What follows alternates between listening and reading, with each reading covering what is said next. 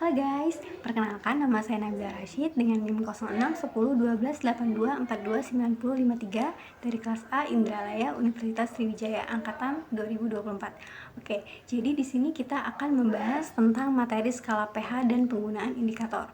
Sebelumnya, apa sih skala pH itu?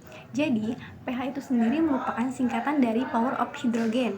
Nah, jadi skala pH itu adalah suatu tingkat atau derajat keasaman atau kebasahan dari suatu zat atau suatu larutan.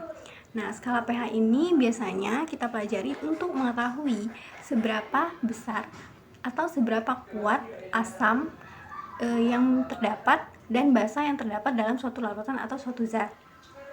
Nah, lalu ada yang namanya itu penggunaan indikator. Nah, sebelum lanjut membahas penggunaan indikator, kita membahas dulu tentang pH. Jadi pH ini memiliki nilai dari skala 1 sampai 14. Nah, untuk larutan atau zat yang bernilai pH-nya 7, itu artinya larutan tersebut bersifat netral, tidak asam atau tidak basa. Bersifat netral. Nah, sedangkan untuk larutan atau zat yang memiliki nilai pH di atas 7, nah atau lebih dari 7, itu artinya larutan atau zat tersebut bersifat basa. Nah, semakin tinggi nilai pH-nya pada larutan basa ini, maka semakin kuat basa yang dimiliki pada larutan tersebut.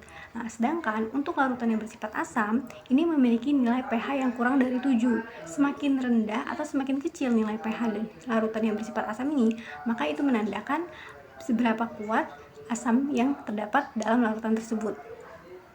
Nah, lalu untuk mengetahui pH yang terdapat pada larutan ini, kita menggunakan bantuan indikator.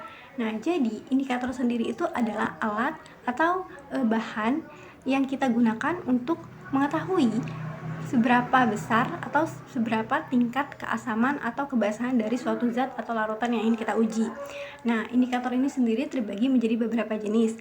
Ada indikator alami dan indikator buatan atau indikator universal. Nah, indikator alami ini terdapat atau berasal dari alam-alam sekitar. Nah, contohnya itu seperti tumbuh-tumbuhan, kulit bunga, kulit buah, dan juga daun-daun yang berwarna. Nah, contoh dari indikator alami ini yaitu ada kubis ungu, kubis merah, ada daun pacar, ada bunga sepatu, bunga mawar, bunga belimbing bulu, dan masih banyak lagi. Nah, untuk indikator buatan itu biasanya kita temui di laboratorium, yaitu ada metil biru, metil merah, metil oranye, dan phenolphthalein atau yang berwarna merah muda.